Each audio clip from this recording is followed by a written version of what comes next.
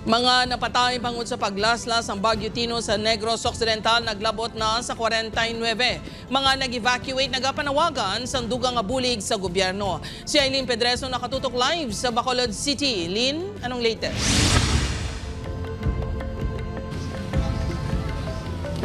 Jert, mga kapuso, matapos ang paglaslas ng Bagyong Tino, nagapadayon ang pag-abot ng relief assistance sa mga LGU sa Negros Occidental nga nahalitan sang bagyo.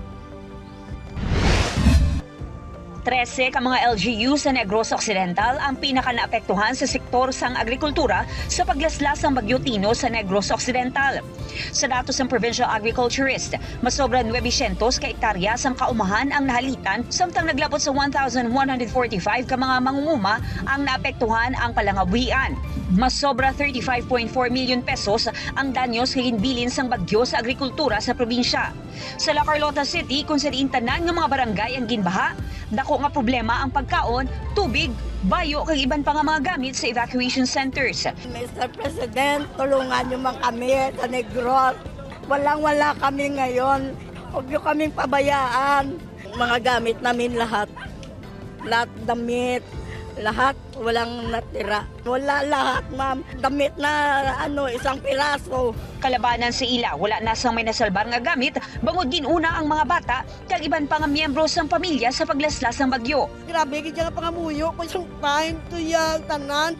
Ginalukan ko na yung bata ko kagapuya. Kaya last ko na lang alok na gano'n to dahila.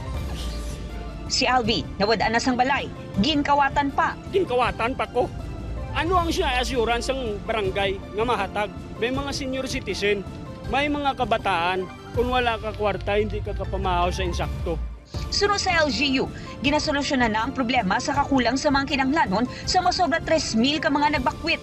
Aminado ang LGU nga mabudlay gihapon ang transportasyon, ilabi na nga wala pa natapos ang clearing operations. So our city engineering office is double timing on that. Once we do that, basic services are faster. We are doing our best to really bring food. Kapangayon lang kami pasensya kay budlay man, di ba, magsulod gid. Hugot naman nga nagapakig-angot ang PDRRMO sa mga LGU para sa relief operations. Nag-deploy naman kami sang amon nga water filtration truck. Damo man may nag-request for augmentation sang water. When it comes to food and non-food items naman naton, CPSWDO naton ga-work hand in hand. Nagapadayon pa ang search and retrieval operation sa masobra 50 ka mga individual nga gi-report nga missing. Sa uli nga datos ng PDRRMO, nagsaka na sa 49 ang casualty sa bagyo.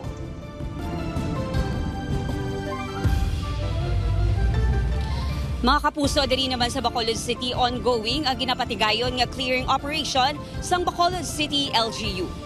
Balik sa imo, Jert. Madamo gid nga salamat, Aileen Pedreso.